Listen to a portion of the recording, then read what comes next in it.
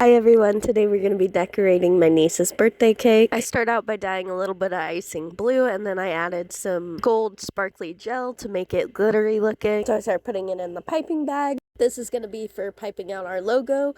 I put plastic wrap over my laptop to trace the logo. You want to make sure you flip it backwards so that when it's on the cake, it's going to be the right direction. This is called a buttercream transfer. If you guys want, I can make a whole video just on buttercream transfers.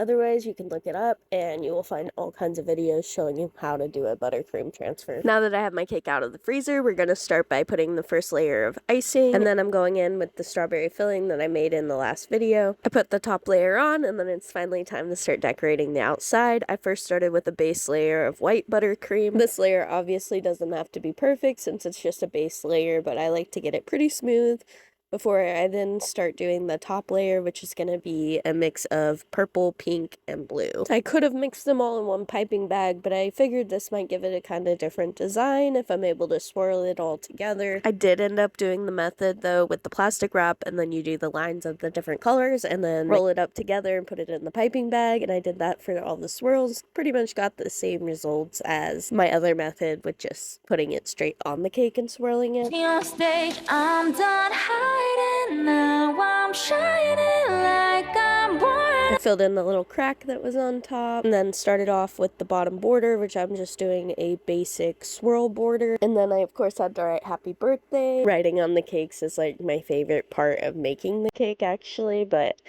I'm a little rusty, so my writing's not as perfect. We dreaming hard, we came so far, now I believe we're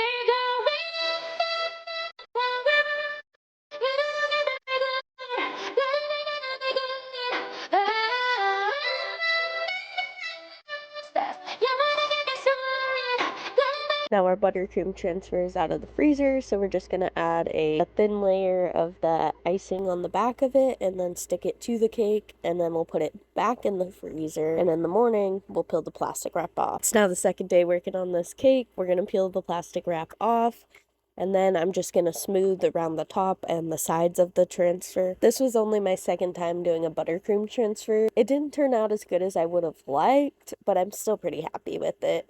I went in, did a couple touch-ups. This would have been so much easier if I had all my cake decorating tools, but I unfortunately lost them all last time we were moving. But I think I managed pretty well for not having any of the correct tools or my table. Here it is complete, and my niece loved it.